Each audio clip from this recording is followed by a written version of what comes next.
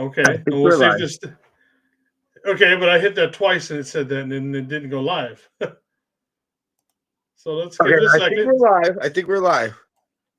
Are we sure? Because we said that twice now and it didn't go live. No, because it's showing me end stream right here. Okay. So, well, I guess we're live. So, hi. Hello, everyone. That was weird because, like I said, I hit live and then it counted Yeah, down. I It did thought it for a twice. while too, because for a second I was like I was like, okay, maybe it's tripping because I'm on my phone and everything. Yeah, like there's a So I was delay like, or some shit. yeah, I was like, maybe it's a delay or it's like it's also showing record right here or something. I don't know. Maybe I fucked something up because I had canceled the subscription earlier and then I reinstated Mm, it. Because remember maybe how I that's told it. you I'm like I was like, hey, we're gonna stop paying for it and everything. Apparently, the going right now is to pay for 3 destinations. So I was like, well, fuck, like we need at least 3. So Hmm. that's And why I maybe that's decided all to it stay was, is there. because you changed it or whatnot, and now it didn't like it. But anyways, that's what happens when you change shit and then you hit play. Apparently, it doesn't like that you change shit, kind of thing. No, it doesn't. So, it's Faithful Friday, brother. How you doing? You know, not in the world's greatest headspace, but hey, Niner football makes it all better. And we got a game here in a few days against the Atlanta Falcons, who I think it's gonna be a tougher game. Like the Falcons, I think are one of those like they have low key the best player in the NFL, but I guarantee you, I would say 75% of people don't know who the fuck he is in Bijan Robinson. I know that in Kyle's presser today, they were talking about him and everything like that. I mean, this is healthy-ish.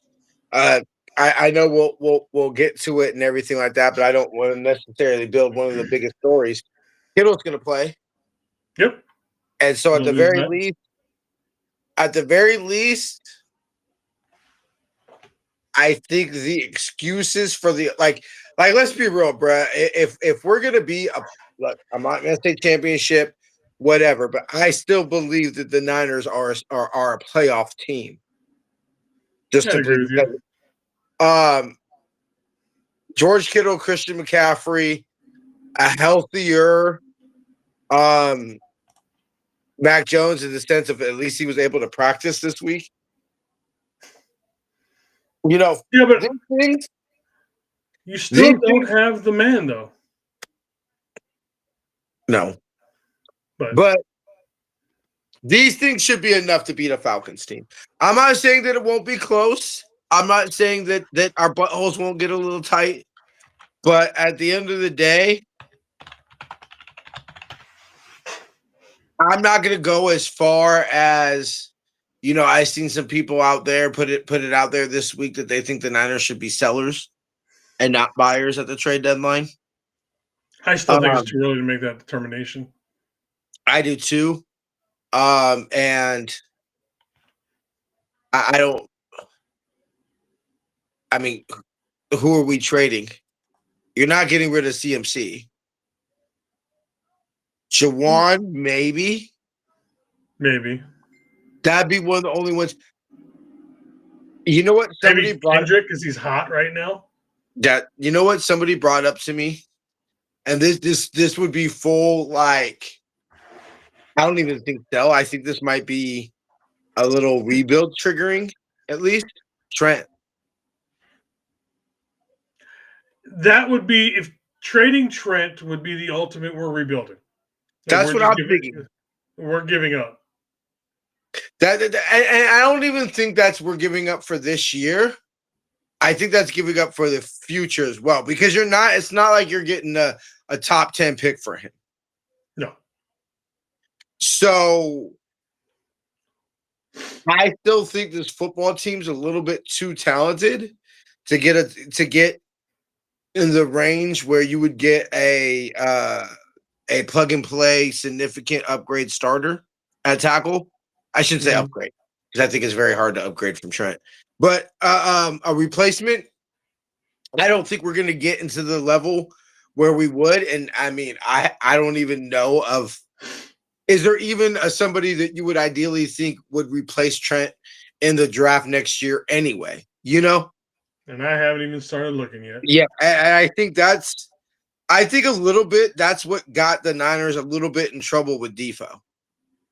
Was once we traded Defoe, it pretty much cemented the fact we're taking the D tackle, and unfortunately, there just wasn't a D tackle good enough to take in that draft. Yeah, but I mean, you can also draft late, pick up somebody you think is better. There's always free agency, so I mean, obviously, I mean the Niners.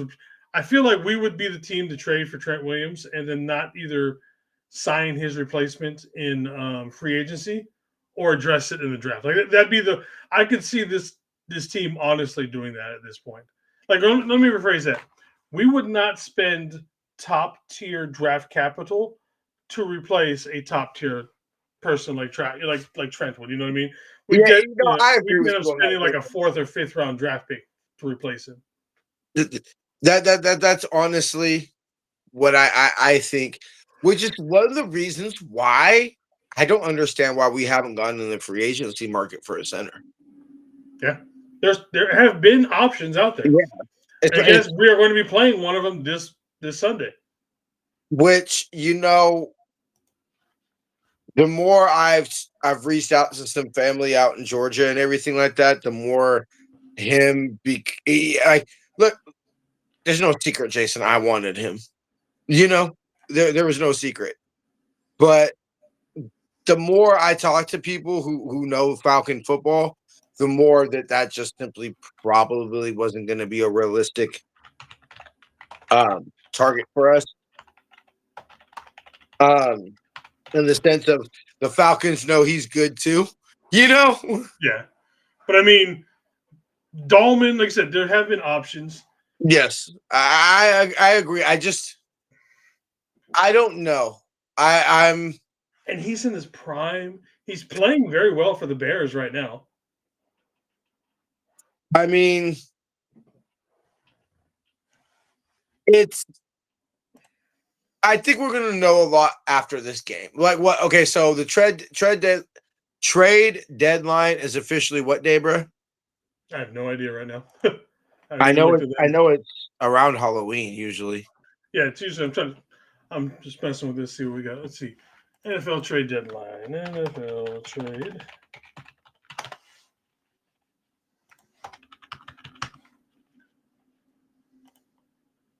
November 4th. November 4th. So you have about 3.5 weeks. The Falcons, Houston, and the Giants. We have those 3 games left. The next one we would have after the trade deadline would be the Yams, which is actually the day I have to be out of here. But so I don't think anything's happening this week. I don't think anything's happening next week. I think if anything happens, it's slightly before that Giants game or slightly after. Yeah, because I mean, we could still be really good, or the season could turn on us. There's still plenty of time for it to flip either way, kind of a situation. So exactly, I think what it is I think if we literally sit here, like it's very possible, Jason, that legitly look. I look at that Houston game as a difficult one. I looked at that in the beginning of the year as a difficult game, but it's very possible that the Niners win all 3 of these games, and then it's like, yeah, you can't at 7-2, you can't take us as a non-factor. You can't say a 7-2 football team isn't a contender. Yeah, because like I said, right now we're still the number 3 seed in the NFC. That's what I'm saying. Playoff start right now, anybody who wants to throw in the towel, please just get off the bus right now, because why would you throw in the towel when you're literally still in the top half of your conference in the playoffs right now? Granted, we're a third of the way realistically, you're upset, a 2-7 upset from hosting the second round of the playoffs. Yeah. Yep. Like, think about that, Jason. You could have back-to-back home games, And I think with all things considered, if you said that this football team hosted 2 playoff games, the wild card and the divisional round, I think considering everything we went through this year, I'd call that a win. Yeah. And think about the 2 games in front of us, 2 teams in front of us, the Packers. Although I think the Packers are playing, the Packers are healthier than us. I think that's what's keeping them above us right now, honestly. The Bucks, you take away a few plays in there and you give us a full team, I think we win that game. We lost that game. We only lost by 11 points? Yeah, and let's be real. That was an offensive collapse towards the end, and it actually really kind of turned out the way I thought it would, in the sense that, like, I thought that Tampa Bay's defense would win them that game. Villavea would just. I thought their D line would wreak havoc on our O line, which is kind of what happened. Yeah. But yeah, you say with I don't know if you plan to talk about this, but then Kyle didn't completely 1,000% rule out Fred coming back for a playoff run. He's not coming back, dude. Come on. He is. I don't care. Come on, dude. Care. But it's not happening. I'm sorry. No, I don't see. No, but I agree with you, Jason. I don't walk out of that game saying that, oh my God, just Lord Jesus, please don't let us play Tampa Bay in the playoffs. No. Especially if that game's at home, and not in Florida. And also, look, TJ, I respect Green Bay as a team. Move to your left a little bit. Oh, my bad. Okay, I can't. You're right leaning a little too much. Okay, here we go. Oh, okay, I couldn't find out where I was. All I saw was the black. But I respect Green Bay as a team. But let's be like, knock on wood and everything like that. But like, damn, Jason, I might have been in. Fuck, I don't even remember. I think I might have been in middle school, maybe early high school. The last time the Niners lost to the Whackers in a playoff game. Okay. So there you go. All right, transactions.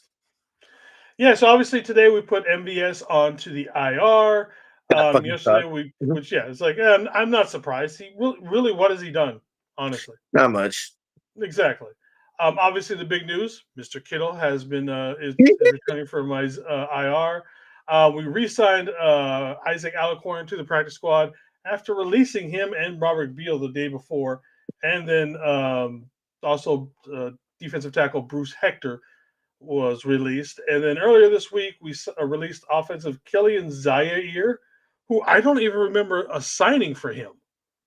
You know what I mean? It's just like how that's weird for us because we go through literally every transaction every week. Yeah.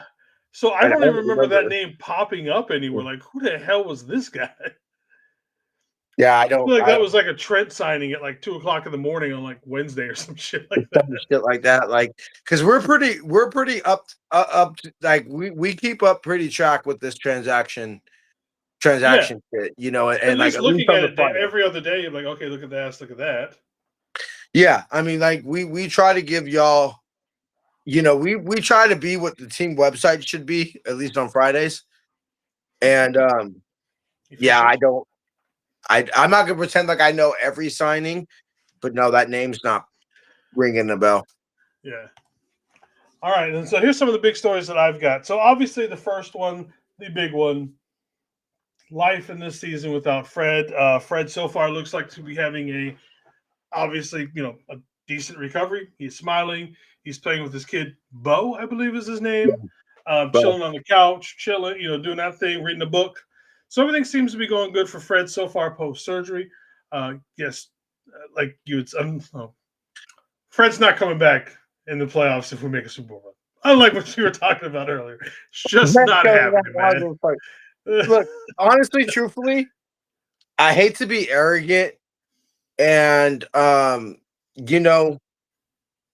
it's so like, this is like, I've saw people kind of underestimate, like everything goes fine. I have no worry about Fred making a full recovery. Yeah. It's not a knee.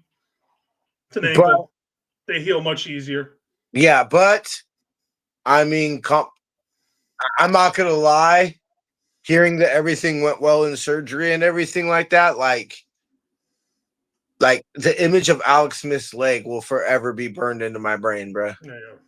You know, But that's and also how that man had you have to remember with the Alex Smith thing, he had the infection on top of everything. see, that's what I'm saying. So after my ex's grandfather, I literally remember the day he died.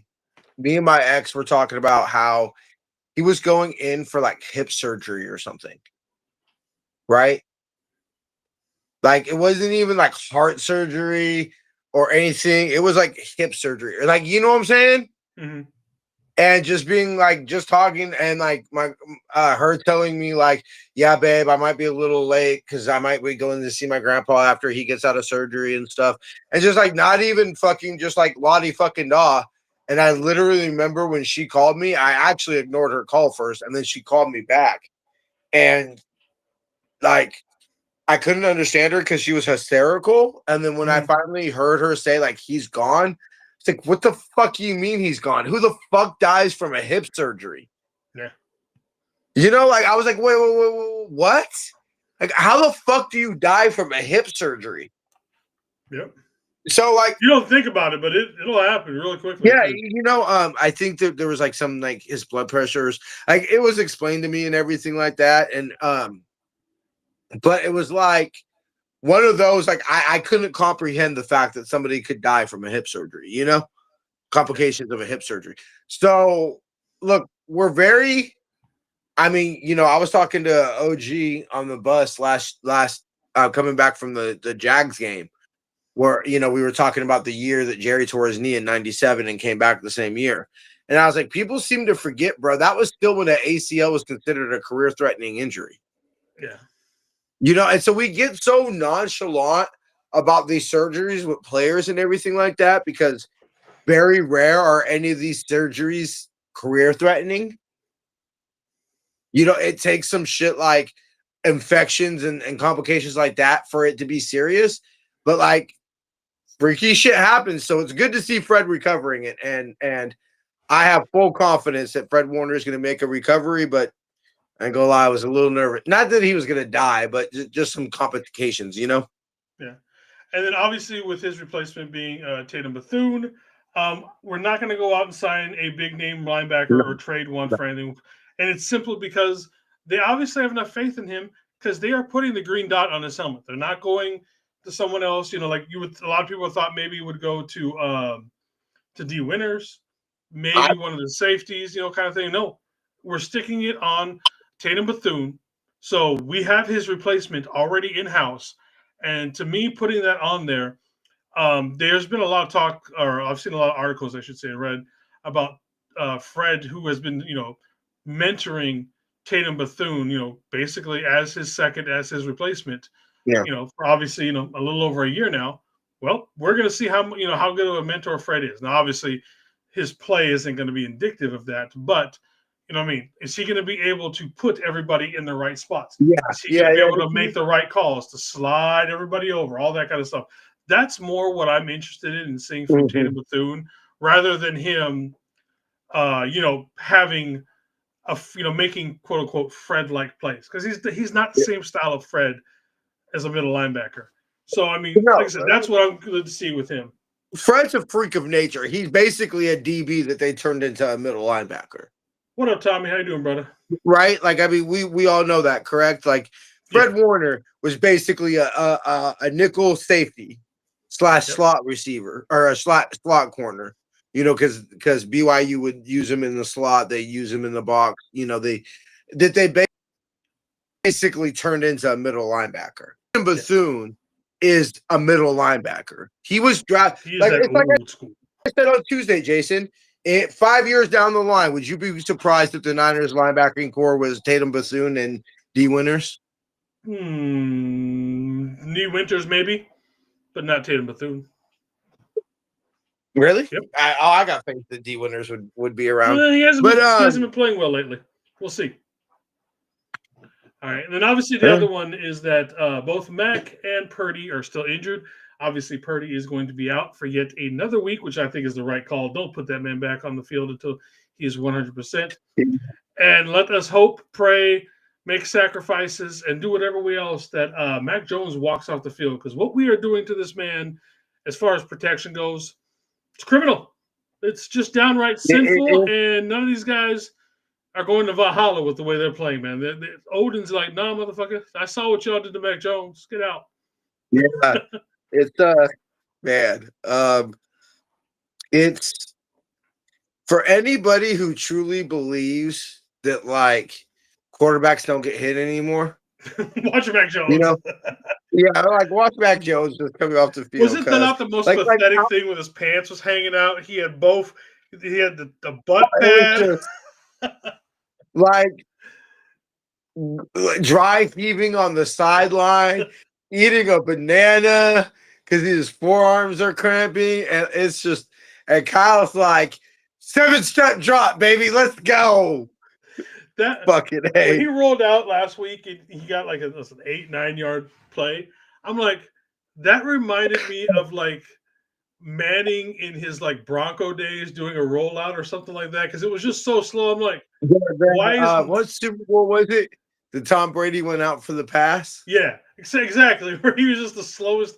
Like you're just like you stare at him like, is he actually running?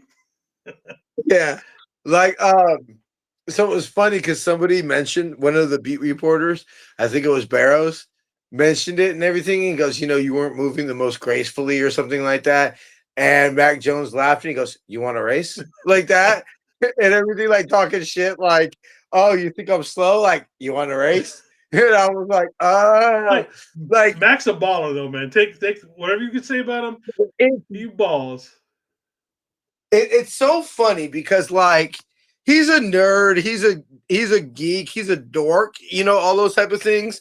Like you listen to how he laughs and you're just like nerd, and like all that shit. But bruh, he's the most swaggiest nerd of all time. Like if there was a fight on the field, I'm guaranteeing you, Mac Jones is on the front line. Like he's the first person there, kind of thing. Like. I remember, so y'all know how I'm into soccer and everything, especially soccer rivalries, because like, man, y'all think I hate the Sheekhawks, bro. You should, man. Whew. Like United are playing Liverpool this weekend and shit, and they got like there's a chant that us Red Devils sing to Liverpool that goes you used to see Munich, but not anymore. Since '96, Scousers lay dead on the floor in your Liverpool slums. And it talks about like this tragedy where like 97 fans died and shit like that. It's fucking like the shit that they sing at each other is fucking crazy, right? And I was watching this documentary on Celtic Rangers, which is Scottish football. And like Rangers are actually the team that Jed bought this summer. He bought Rangers FC, which is funny because Jed is a Catholic and they fucking hate Catholics. But anyway, Protestant and Catholic, that whole thing.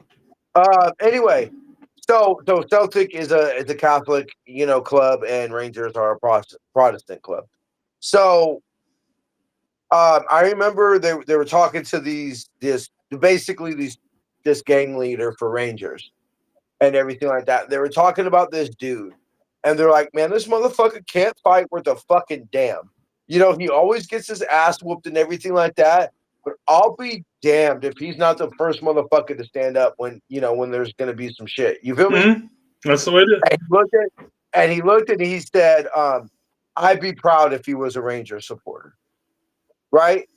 And like, I thought that really meant a lot because it's basically like me going to a Seahawks fan and being like, hey, bro, I'd be proud if you were a Niner fan, And that's Brock. Like, Brock would probably be the first motherfucker to get knocked out or whatever. But, like, you respect him so much because even though he knows that, he's still up there talking shit and, like, standing with his teammates on the front line and everything like that. And I don't know. For some reason, that almost gets more fired up. Steve-O's going to be traveling in style with, I forget what car. I forget.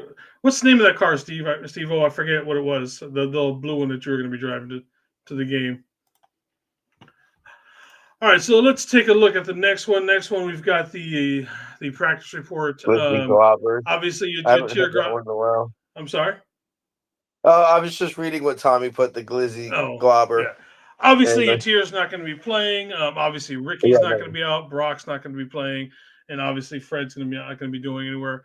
But other than that, looks like pretty much everybody else is going to be available for this team. So, okay, so it's a BMW Z4. That shit is nice. So it looks like we're going to have everybody else back for the most part and available. Getting healthy. This to me, like it's like what I was saying, Jason. When you read that injury report and you say George Kittle's not on it, like he's not even on the report. Yeah. I know that Upton was questionable. Fucking hurt his ankle the last play of practice on Thursday. Like I don't even want to ask how the fuck that happens because like I believe one of the last thing that they do in practice is walkthrough. So it's like, how the fuck do you hurt your ankle in walkthrough, my nigga? Like, you just tripped over something. I mean, kind of like how Fred's like, ankle. Somebody else rolled up on it because someone was walking close to him.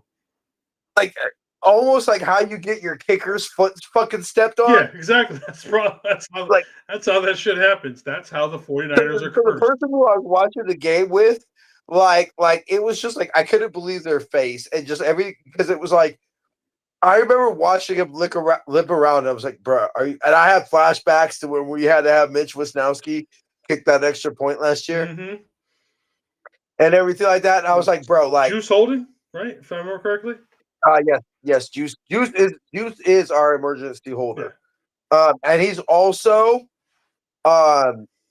so if we were to get in a situation where let's say Matt got hurt, Adrian Martinez got hurt, and Matt couldn't come back in, not even like a Brock where like I can't throw but I can hand off. So, you know, and like in the NFC Championship game where Brock wasn't healthy, but it's like I clearly can hand the ball off, so I'm gonna play, you know? Yeah, that'd be Juice. Yeah, I think like if not even like that, he literally can't get on the field. Juice is our emergency quarterback. Yeah. So yeah, but anyway, I remember just thinking like, bro, like this is beyond cursed if literally our kicker, who's like been perfect on field goals and like solved our kicker problem, everything like that, and he literally gets his foot stepped on and has to miss like 6 weeks or whatever. Like yeah. But anyway, good to have everybody back. It is. And so, yeah, Jason, I'm sorry. Like respect to the Falcons and everything like that. And I know I'm not going out there expecting a shutout or anything like that from this defense. I think that I'm looking, like you said, I think one of the great points you brought up today, bro, was talking about, I don't want to see communication issues between, on the defense. That's all I ask for. If Tatum Bethune's going to go out there and there's 4 plays where you're just like, fuck, bro, Fred makes that play, and Tatum just isn't that player. You know, I'm okay with that. I'd rather I'll be okay with that because like I understand the limits and that there is going to be a drop off. What I can't have is the lack of is bad communication. You know, that's the one thing I'm looking for the defense, and enough plays. Like I don't need every play, I just need enough plays. But yeah, like this is a healthy enough roster that the Niners really want to consider themselves a playoff team, want to earn the right to trade for Trey Henderson or I believe it's Simmons from Titans. The Titans. If the Niners want to earn the right for John Lynch to make those trades, this team is healthy enough that they should beat the Falcons on Sunday. Yep. All respect to the Falcons, and I know we're going to break them down here in a second, but I'm sorry when you say one, Mr. George Kittle and CMC are on the field, you got Robert Saleh, and with the full week, I'll give him a pass because I think it's a shock to the system that literally Robert Saleh, the man who drafted and developed Fred Warner, well, D'Amico did actually because D'Amico was coach, but he handed him off. How's that? He Robert Saleh was like I'll forgive Robert Saleh for being like, okay, how do I function without 54? Because nobody on the Niners ever knew how to function without 54 because it literally only ever happened for one game. And lo and behold, it wasn't a great game on defense. So I'll give him, but I think Robert Saleh will have enough of a game plan to get us enough stops. Kyle with George, because, I'm willing to overlook the run game because I'm sorry you don't have the best blocking tight end in NFL history. Yeah, that's going to make your run game suck. Yeah.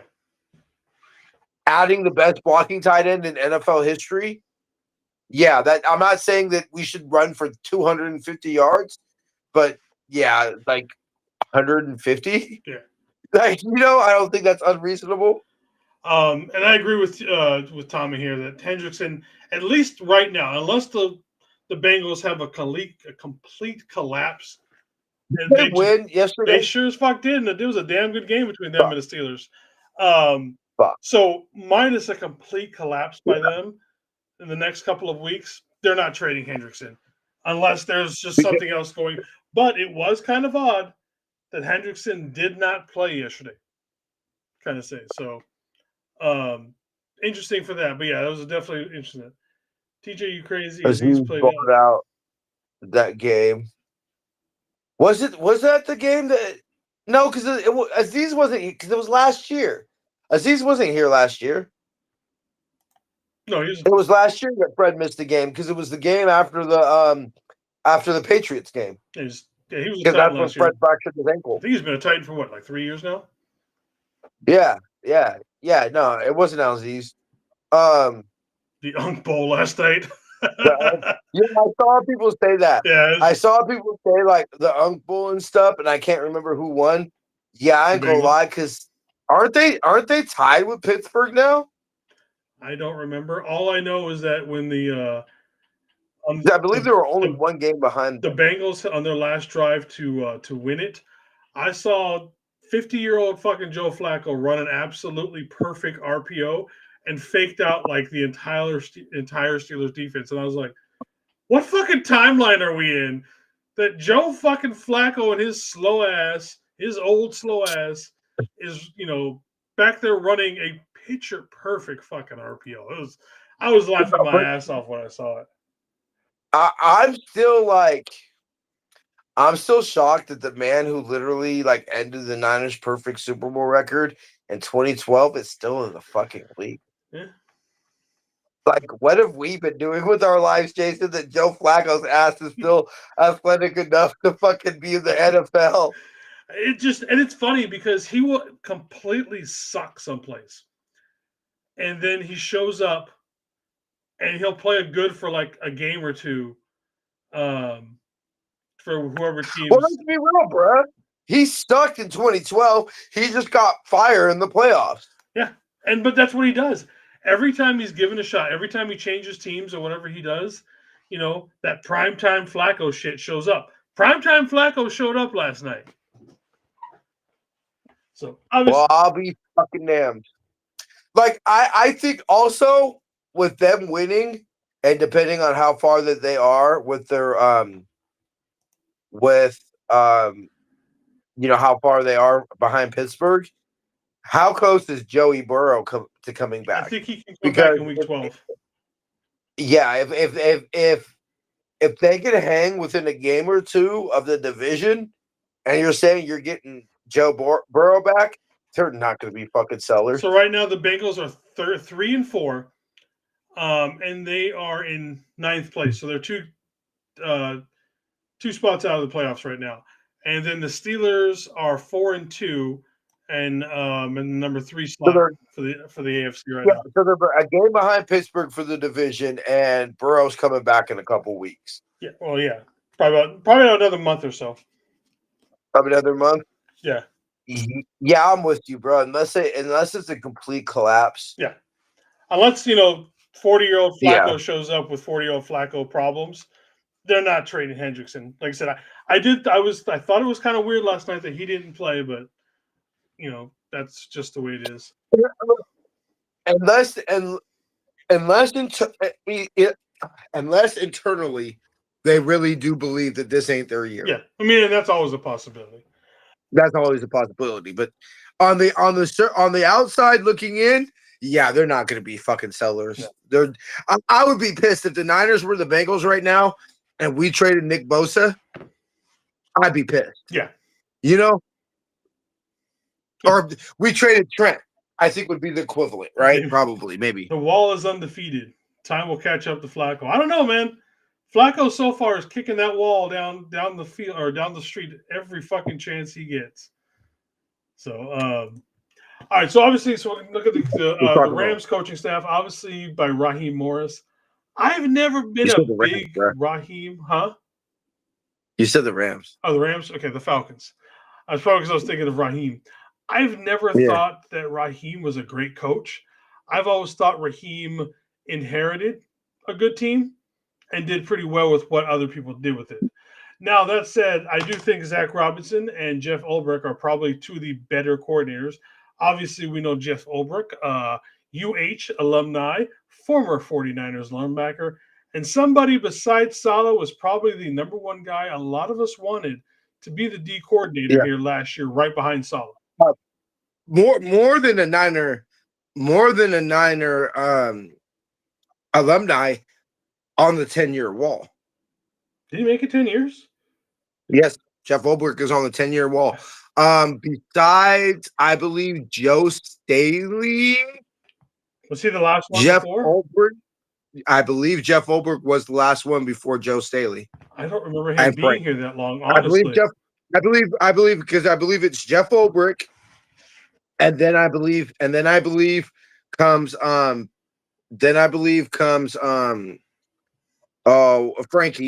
Frankie Gangster. And then obviously after Frankie Gangster is Joe Staley. So I say what's up to Damian Lee, and then what's up to Kenny, who just showed up. Thank you, brothers, for showing up. What's up, Kenny?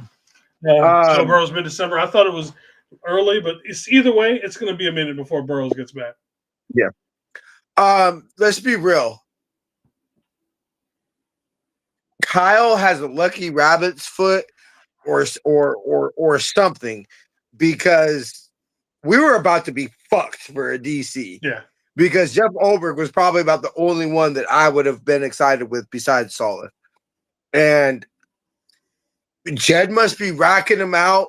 Let's be real. We should all thank the Jacksonville Jaguars for being one of the most incompetent organizations in football. Because if they were a competent organization, the Niners are completely fucked because we don't have Robert Saleh, and we would have lost Jeff Ulbrich. Well, right now I would slightly disagree because they're the number one team in the NFC. So, I mean, they're doing okay with their coach, Duval. So, I mean, it's still to be determined on how, he turns out long term. But, I mean, right now they're probably happy with that decision to go with him over Saleh. Maybe.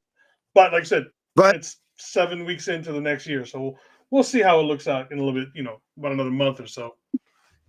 Just regardless, thank God they didn't hire Robert Saleh because we would have been fucked. Exactly. All right, I'm taking a look at their offense. I mean, their offense runs through, I'm just going to call him right now, the best player in the NFL, Bijan Robinson. Bijan Robinson reminds me a lot of someone like, even though everybody knew Barry Sanders, like, I don't think when we talk about the greatest players of all time, he seems to get forgotten a lot about. And I'm not putting him in that. I'm just saying that he's a forgotten kind of a player, just like Barry is at times. Like when you talk, 75% of NFL fans probably have absolutely no idea who Bijan Robinson is. And that includes, honestly, I've seen Bijan Robinson in some drafts drop to like number 10. In fantasy football. I'm like, why are you guys not grabbing Bijan Robinson? You know what I mean? It's just amazing. It's because it's not a sexy name. Like I don't know, Dijon? No, I meant like a sexy name, like he's not a household name. Like I think Barry's problem is Barry's longevity. Barry didn't play very long. Yeah, because he was like Megatron and said, fuck this shit, I'm leaving. Yeah, he's just like, he's the reason why, my family, as y'all know, are Lions fans, and for years they said Detroit is the place you go to have careers die because of Megatron, and which is so heartbreaking because you see the loyalty of a Barry Sanders and of a Megatron to say, hey, we don't want to go anywhere else. But it's so sad because that ultimately that cost. Look, I think unfortunately Jerry just played too long ago that he's becoming victim to what a lot of older athletes do, where the people who are making the GOAT conversations never watched a snap of Jerry's career. They just know Jerry as a Seahawk or a Raider. Yeah, or whatever. They don't really truly understand how dominant Jerry Lee Rice really was. And look, it really honestly wasn't until we got Rashawn Woods and all those receivers, because you got to understand, we transitioned from Jerry to T.O. You feel me? And even after T.O., you had a little bit of Michael Crabtree, a little bit of Let's not put Crabtree anywhere near those. I'm not putting Crabtree in that level, but I'm not saying Crabtree wasn't a garbage receiver. Yeah, he was. I think he was trash. Problem is that Crabtree on the Harbaugh Niner teams had to be the number one receiver, and he wasn't a number one receiver. But the problem was they just never had another receiver to complement him. But it wasn't until we went through the struggles of receivers that we did that I truly, really appreciate. It was just like, oh, receivers just don't catch 100 balls and 1,000 yards and 15 touchdowns every year. Like, I just thought that's what wide receivers do, because that's what I grew up with Jerry and T.O. I think Bijan is a type of player that he might be Patrick Willis. And ultimately, why I didn't think Patrick Willis would ever make the Hall of Fame is because a lot of Patrick Willis's prime, you and I talked about the pick six against the Seahawks. That was on a garbage-ass Niner team. That Niner team might have not even won 7 games that year. Probably didn't. I think it's the same thing with Bijan Robinson. What makes people household names? Playoff games. Yeah. Primetime playoff games. Primetime and playoff games. When was the last time you saw the Falcons as the main team in a prime, like Sunday Night Football? The reason this game is on Sunday Night Football is not because of the Atlanta Falcons. It's because of the San Francisco 49ers, correct? Yeah. So when's the last time you saw the Falcons as a main attraction of a primetime, everybody in America is watching this football game? And that's why Bijan Robinson is underrated. I think that's exactly why. Could be, yeah. But let the Falcons get good, bruh. And I don't think it'll take long. I think they need a better. I'm not a big fan of Penix. I don't think he's the answer. I do. I'm not saying that they're a good football team. I'm saying. I'm just saying I don't think Penix is the answer for them. No, I don't think so either. And honestly, I'm not the biggest fan of Kyle Pitts. No, I put him up there just for shits and giggles because I remember that year I was also a very big Kyle Pitts fan coming out of college, and he's just done next to nothing since he's become a Falcon. But yeah, I remember just being a huge Kyle Pitts fan. Well, yeah, because everybody had him as the heir apparent to George Kittle. Yeah, and I was among those people, like Kittle and Pitts. Remember that old bullshit? Fuck. What year was that? Kai, I literally remember us doing the draft show that year. And talking. Was that the first one that we did? Maybe that might have been the first one. No, I wasn't 21 because 21 was the first draft show we did because it was the Trey Lance draft. Either way, I don't remember. Anyway, yeah. All right, let's move on to their defense. Their defense, not the greatest when it comes to defending the run. Maybe we can actually get some sort of a run game going this week. I know, it's not this week when, Jason. I know, it's just one of those things. It's like maybe we can. Is this the week we finally get it done? But obviously they've got Jesse Bates and AJ Terrell on the backside. They've got Leonard Floyd out there. What's up, Mr. Terradome? How you doing, What's brother? up, Thanks for Terradome? showing up. Okay, it was the Trey Lance draft. Okay, I'm sorry. I could have swore it wasn't, but I guess I was wrong. Okay. Yeah, like I said, I don't remember which draft it was. I just Yeah, remember I it was don't one of the either. first They're all drafts. blending into I one. thought it was the first one we did. Hey, Jason, was it just me? And I obviously I remember on the Niners pregame for weeks, there were always talk about, okay, what happens first, a Niners rushing touchdown or a pick, and there were so many weeks that like a couple weeks in a row that everybody was like, oh, they're gonna happen in both. They're gonna both happen in the same game, and Yeah, most the people would pick is be going to lead to the rushing touchdown, is what it was. exactly. That's what people were saying. The pick was. I thought, look, not near, nowhere near the Niners standard, but I thought the running game was at least functional last week. It looked better. It did. Like there were some positive. Or we got over it. You know what I mean? That's Yeah. what I think I want to say, didn't the rushing touchdown come? It wasn't the low red zone, but was it was in the red zone when we scored the rushing touchdown, wasn't it? Yeah. I want to say so if you tell me that we got against the number one rush defense, by the way, that we got a resemblance of a run game last week, and then you add in the best blocking tight end in NFL history against a suspect rush defense. Yeah, I mean, if not this week, Jason, fuck. And we're not asking for much, just $150. I don't think that should be hard for an offense that has George Kittle on it. No, and I think you're going to see a significant uptake in the rush game simply because, especially, we are hoping Kittle is at 100%. We don't know for sure. He could be 85%. See what I did there? And, we could just be, see. I did. You like that? I did. But, if George Kittle's back out there at 100%, the run game is infinitely better. Yeah, the stats prove it. Yeah. And then you have Juwan Jennings, who hopefully maybe only has 3 cracked ribs this week versus 5 last week. You know what I mean? You hope everybody's mending and getting better. You hope that everything like that improves the running game just a little bit. Then, at some point we get BA back, and BA could block really good. We get Brock back. Brock makes the running game a lot better because, then they have to pay more attention because, obviously Mac isn't the most mobile of people, even when he is 100%, healthy. So, I mean, little steps to getting this run game going.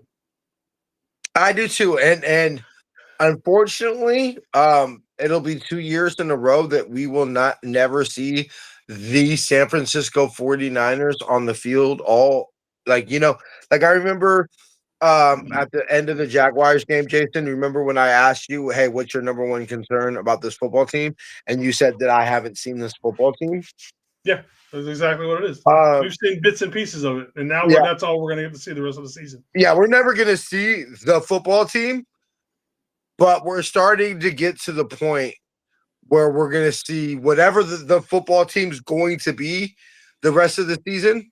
We're starting to get to that point where that's the football team that will be on the field. Is this Death Star will never be fully completed. No. So the Death Star will never fully be operational. Yep. Atlanta used to be in the NFC West. The Saints used to be in the NFC West. The NFC West was just fucking wild for about 10 years. You know what? So I never asked you this, Jason, as somebody that grew up in Seattle, or at least a good chunk of your life did. Hold on, I grew up in Japan, brother. None of this Seattle grew up, so I was growing up when I got here. I'm just saying, or at least a good chunk of, or some of your life. What up, Red Zone? How you doing? You were there. You were in Seattle before they joined the NFC West, right? Yeah, for a couple of years. Yeah, for a couple of years. Before they jumped over how the AFC. do you like the division drawn up I've never talked to somebody that obviously, you went from oh, we don't give a fuck about the Niners to obviously a fan of a division rival, and it didn't take long for them to become a divisional rival. I remember that. It was probably the Theo Sharpie game. Was probably I'm not going to say I was going to become a Seahawk fan per se, but I'm like, you know what? If they're in a different conference than the Niners, why couldn't I, at least have something, like I don't know what's the difference between not being a fan, a casual, maybe you could call me like maybe I was thinking of being like a casual Seahawk fan simply because how often were the two teams? Obviously, my loyalty would have lied with the Niners, always and forever. But I probably could have enjoyed more with my friends when the Seahawks won and all that kind of stuff. Because again, they were an AFC team. Yeah, so, they were. Let's be real. I had friend, my boy TJ's from Washington. Me and my boy used to revel in the fucking Raiders losing together. Like, think about this. Like, I would be talking shit with the Seahawks fan. But, and everything. Like, think about that, bro. Like, yeah. I mean, anything about, like, remember the Cardinals were in the NFC East for the longest time, too. Yeah. They were all. That's why it was kind of a. People seem to forget it was kind of a big deal when Emmett went to Arizona. That's why it was kind of a big deal because he went to a division rival. Was he a division rival at that point? I thought we'd already switched conferences by then.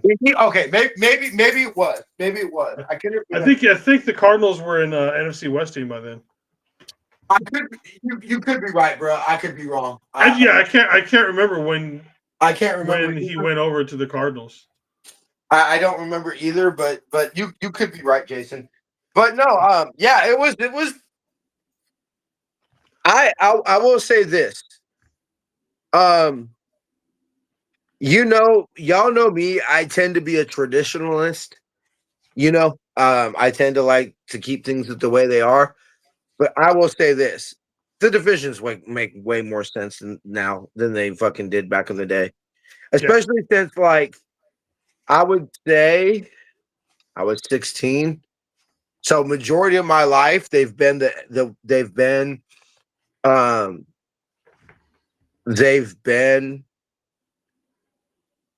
divisions have been the way that they are for majority of my life now. Mm-hmm. I can say they're way better now. It makes more sense for us to say fuck the Seahawks and fuck the Cardinals than it does for us to say fuck the Falcons, fuck the Panthers, and fuck the Falcons, the Panthers, and the Aints. The only way it makes more sense for the NFC West, and this would be changing everything again, is you'd put us, both LA teams, and Seattle in the NFC West. That would be the only way you would change it, is if you did that. And then what? Kansas City, Denver, Vegas. What would you make? Arizona would be the AFC South. I think that probably be the AFC South, right? Or West. I think that would be the only way you could really do it. Is you make the Cardinals and the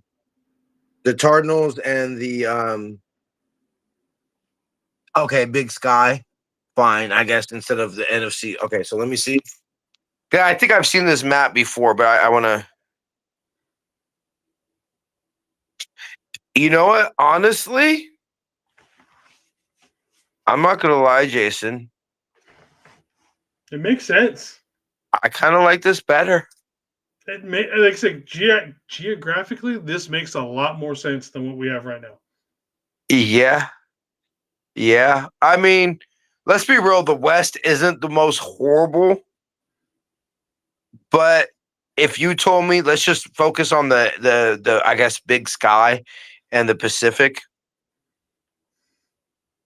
It makes more sense for Arizona to be with Vegas, Colorado, and Missouri than it does to be with California and Washington. Yeah, I actually, you know what?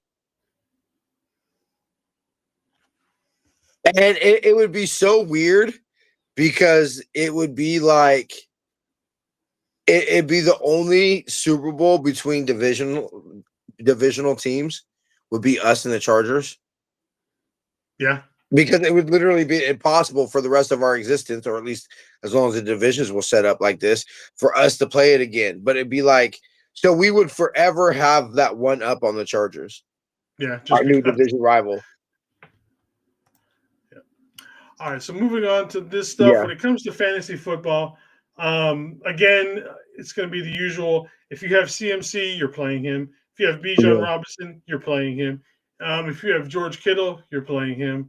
Yeah. Other than that, I'm staying away from everybody else when it comes to fantasy, unless you've got guys on bye or anything like that. I see all you guys, Tommy and Terry Dome, are going back and forth for what was the last primetime game. No, Red Zone I was Harris. just saying the last time that the Falcons were the main attraction, not necessarily the last time we played them in a primetime game. I don't think the NFL would allow us and the Raiders to be in the same division. No, they would never allow that to happen. Yeah, it's just it's way too personal, and they don't want to deal with that 2 times a year. I would say this, maybe, like okay, it's mostly been a fan like. Ever since players moved, like I remember they had a joint practice between the Niners and Raiders back in like the early 2000s. And literally the practice lasted like 45 minutes before it had to be broken up because of fights. Yeah. It's not like that between the players anymore because players move. Let's be real. It's not Tim Brown, who was Mr. Raider, and Jerry Rice, who was Mr. Niner. You know, it breaks my heart. But I actually fuck with Marshawn. Like, I love Marshawn Lynch. Marshawn is a great dude. Like, he's a great person. Is the definition of Oakland. Like, if you ever want to imagine a nigga from East Oakland, it's Marshawn Lynch. That's exactly how them niggas are, bruh. Okay, I've known plenty of niggas from Oakland. They're all like that. That's how every nigga from East Oakland is. Shaking his dreads at the fucking, going dumb at the Coliseum and everything like that. And truthfully, one of the reasons why I mostly respect Marshawn, because Marshawn had a chance to come to the Niners, he said back in the day, and he said, fuck that, bro. I ain't never playing for the Niners. And I was like, bro, I respect that, because that's the true Oakland nigga like that. Like, nah, cause I ain't playing for the Niners. And I was like, I respect the fuck out of that, Marshawn. Like, fuck you, nigga, is Niners, nigga, fuck the Raiders. You feel me? But like honestly, my Hurricanes just ran the most beautiful play I've seen in 5 years. All right, let's see. Keep going, TJ. Okay. I will say, like, look, the animosity I felt towards the Raiders, like the actual team, has dissipated. But like, as far as like, first of all, it ain't gonna take very long for that shit to get back if they were in the same division. And I truthfully don't think people really, really understand like the magnitude of the Battle of the Bay and like how divided like households, families, like I remember so there's obviously everybody knows E40. There's another rapper, I think it was Filthy Rich. But okay, so everybody knows E40's from Vallejo. I forget which Oakland rapper, but it was a rapper's actually from Oakland. Like, them niggas were talking about getting in a shootout and everything when we lost the Super Bowl. And that nigga, I think the Raider fan was talking shit online and everything like that. And like, there was almost like a shootout between E40 and this particular rapper because, obviously it starts off with fuck your team, and then it always gets personal, Like, have you ever noticed? I don't know how many fuck your team fights you've gotten in, Jason, but it always starts with the, it always starts with the fuck the Niners, but the Seahawks, and then it always gets more personal, than that. Yep.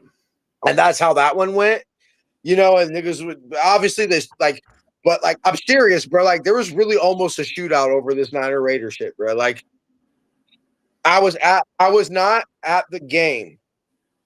But the game that they had that shootout, the reason why we stopped playing the Raiders in the preseason was that shootout at Candlestick Park. That game is the game. I showed you the scar across my Niners hat, remember? Yeah, I remember. Yeah. And I said that Raider fan tried to cut off my Niners hat. That was that game. Yeah, I was not at the game. We were just in downtown San Ho, but not too far from where we went and had that beer when we went down when you came out here. But like that didn't even happen at the stadium. Imagine that, bro. Like that literally not even. And this is back when the stadiums were in Oakland and Candles and Frisco. This happened about 45 miles away from the stadium, and I got stabbed. You know what I'm saying? Like, imagine the shit that's going down at the stadium. Yeah, and like I said, with that much animosity between the two fan bases, it's not going to happen, cuz they'll never put us in the same division just because the amount of security risk and lawsuits the NFL would be putting themselves at risk for would break the fucking league. It's the amount of security and just no. Yeah. All right. So when we're betting, all right. So we got over under 47 points. So that'd be 23, 20 to like 23 to 24. Yep. Damn, they picked a good over under because that's probably what I would pick the score to be. I'm gonna say over just because I could see it being a 27 to 24 type of game. Yeah. 27-23 type of game. But I don't think it's going to be like if they put it at 50, I wouldn't touch it at 50. But 47, I'll take the over. All right. The spread is the Niners by 2. I'm taking that one. I'm taking over. Yeah, I think we're going to win by more than 2. Okay. And the only ones I felt comfortable betting on this week is doing the George Kittle touchdown. And to be honest, Jake Tonjes +1 for 400 at +400 is just great odds. The way he's been playing up good. He's been getting touchdowns here and there. I couldn't take those. I can't not take that odd. Kyle said Kittle's not on a pitch count, but they're not going to have him out there for every play. Yeah. So I don't love the Tonjes, but if you told me it was like a 2-bet parlay. Yeah, it's the money on it is too good. Yeah, like if you told me, hey, you have to pay Tonjes and Kittle, okay. I'd be okay with that. But like I don't love the Tonjes, but yeah, that one is a little. It's just because it's +400. You know what I mean? Yeah. You're taking it, and you're like, it's very little of a bet. It was so funny because yesterday during the or last week during the game and everything like that, I was calling out your bets to who I was watching the game with. I was like, oh, Jason hit on this CMC bet. Oh, Jason hit on this bet. What can I say? I do pretty good. Yeah, you know what? I go lie. That's actually kind of my favorite segment of the week is the betting because I'm not really that much of a gambler and actually don't even know if we could do online gambling in California. I believe you can. And if there's ways around it. I'm not gonna say this shit live because YouTube would probably get it. I got you. There's ways around it. Anyway, it's like I can't legally bet online in Washington. I have to go to they just allowed sports betting here, so I can only go to the bookie. I have to go to the native bookie. Like I can't go to the ones off reservations. You can only do it on reservations. But I'm telling you right now, within the next 5 years, I'm going to be able to bet doing like on like FanDuel or Sleeper. Look, Jason, you and I are roughly like you would be the age of like a slightly older brother, right? Like yeah, like maybe we have the same dads and like he got remarried later. He got remarried a few years and had me and so like you're slightly like an older brother and everything like that. If you and me can say in our lifetime, like think about this, Jason, and you and I, we're pretty old school. They have multiple teams in Las Vegas. There's no way in hell that they're gonna put teams in Las Vegas and sports gambling isn't in our lifetime. Sports gambling isn't gonna be 100% legal, but we got teams in Las Vegas. Get the fuck out of here, bro. Yeah. Exactly. Get the Like I said, I give it within 5 years here in Washington, I'll be able to use like FanDuel. Unfortunately, like, look, I'm not gonna lie. As somebody part native as myself, and as somebody who believes the only people that have a right to be bitch as far as mainland America, like obviously I know about your people in Hawaii. You know, Jason have their own reasons to bitch about why Hawaii's in America. But like as far as like mainland America, the only people that I think have a right to bitch about, you know, how they've been treated here are natives and blacks. Like I fully understand what the Chinese were fucked when we were building the railroads. Yeah, but they came here, bro. That's a little different. They That's were, a little different than being brought on a slave ship and also having motherfuckers show up in your living room like the natives. Anyway, the point I'm trying to make is I fully support like native. I think that natives have a right to have gambling and like I'm not fully mad that the only way you can bet is to go to a reservation. I think that's lightweight, a privilege that they should get. But at the same time, unfortunately, bruh, it breaks my heart because I love my native people. I'm part native, you know. It's gonna be like you said, Jason, within 5 years. Fuck, probably the next presidential election. You know, they're gonna. I just know what's going on in Washington State with how it's swinging here. I'm not sure what some other states are. I want to say it was on the ballot in California. I think it was like, what's the election that happens every 2 years? I know the presidential's every 4 years. I want to say it was Christopher Columbus slept with my Greek. I don't know if I would brag about that necessarily, Brett, because I probably wasn't the most consensual thing in the entire universe. Because if we're keeping it 100, it was just at work. Like one of my coworkers was like, "Yeah, I was 13 dating a 19-year-old," and I was like, "You weren't dating, you were molested."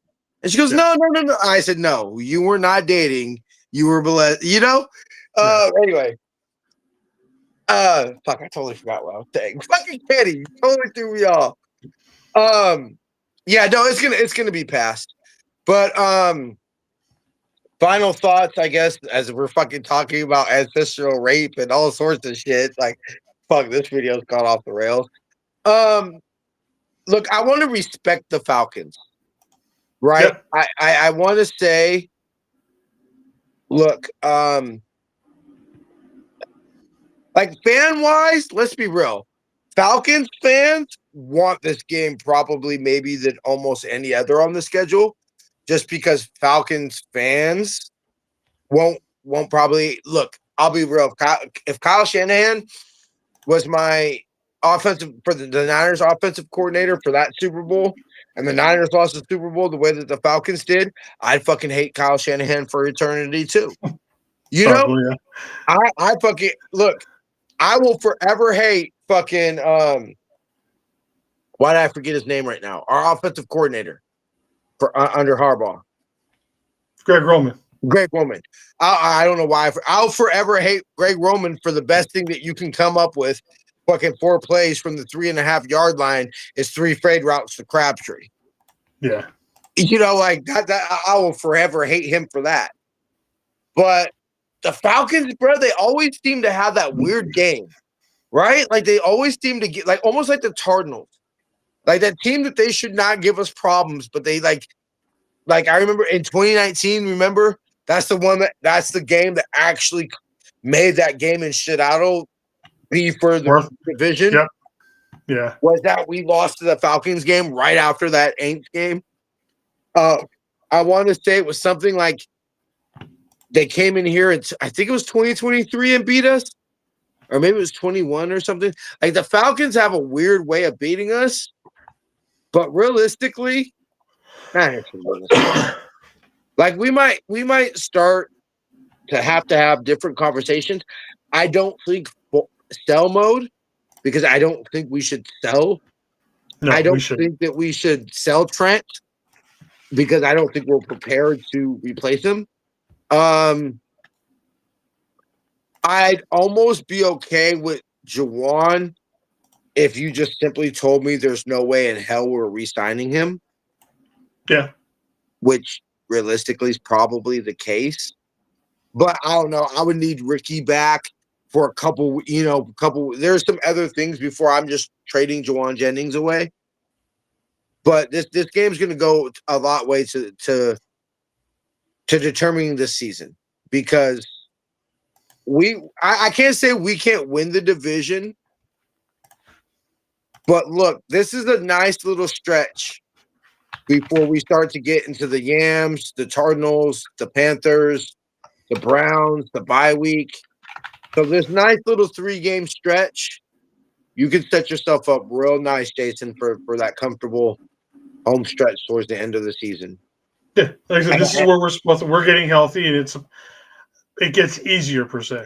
Yeah, this is when those early wins, the Aints game, let's be real, the Sheikos game we should have lost, the Aints game we probably should have lost, the Cardinals game. This is where we need to start making those games be the difference between us fighting for a playoff spot and us fighting for a 1, possibly 2 seed. Is these next 3 to 4 games. If you could walk out this next 4-game stretch where you got the Falcons, Houston, the Giants on the road, and then back for the Yams. If you can go 3-1, 2-2, I find it very hard for us not to be a playoff team. Then, Jason, it gets the percentage of us not making the playoffs goes way down, and obviously it's going to go down every time we win. But making it to 5-2, it's another one of those big jumps to where it looks more and more like this would be an actual playoff team. Like even if you go 2-2 over the next 4, that's 6-4. Yeah. You go 3-1, that's 6-3, or I'm 7-3. If you're 7-3 and you don't make the playoffs, that's a big collapse. I think that puts Kyle on the hot seat next year. I would say yes, but again, I want to see how many more injuries and BS goes on. Okay, fine. How many more injuries? But because to me, like one of the things I said this to you on Tuesday, what are you excited for? And we kind of both said the same thing. To me, I want to walk out of this year saying Kyle Shanahan coached his ass off. Yeah. And that to me solidifies it because for what we've seen, because so far the defense has carried us. And for being an offensive team, most of our money spent on the offensive side of the football. This team should be an offensive-driven team, Jason. Should be. Should be. So, you know what? I understand injuries. I understand. I'm not talking about number 1 offense in the league. I'm not talking about 2023 here, Jason. But we cannot lose games 17-14. Yeah. We start losing games 17-14, Jason, we got a problem. We lose games 38-41. Okay, I'll tip my cap. But we can't start losing games 17-20. Agreed. This team needs to start putting up, I would say, at least 24 to 27 points a game. And with weapons coming back, the running game hopefully getting better, that's where I hope we're headed. Experience. I think Robinson should start getting a little bit more of both Robinsons should start getting more of a role and everything like that. I think that it's still a little bit of a figuring out your identity just because we haven't had the consistent pieces every week. But it should start getting to the point where because of all the turnover, we should start knowing what roles players fit in and what players' strengths and weaknesses. Our L taste out of our mouth. Yeah. And then you're still doing the stuff this weekend, right? Nothing's changing with you? Yeah. I'm doing it myself. I'll do the pregame from the stadium. Okay. I just couldn't remember when that was changing. Yeah. Probably Probably, unless just assume unless other here notice, probably the first time I might need some help would be the Cardinals game. Okay. I'll be good for all home games, especially considering that I'm now doing the shows from the stadium. Yeah. It'll be the road games that I might have some trouble in, but I'm trying to work out things where I get a hotel every Tuesday and Sunday. Well, let's figure it out. But that's a little pricey, so we'll figure everything out. All right, brother. Well, we'll see you. We'll see you at halftime. I'll see y'all pregame from the Field of Jeans. Bright and early. Yay! Let's get it done. All right, everybody. Thank you for showing up for the Niner Faithful Radio Week in Review Show, the Atlanta Falcons Week 7. Again, TJ will be back on here on Sunday. He'll be doing the pregame. I will be here doing the the halftime show. And then Jamie will be back to do the postgame show. So until everybody, have a great weekend. Fa Fatai Te Lava.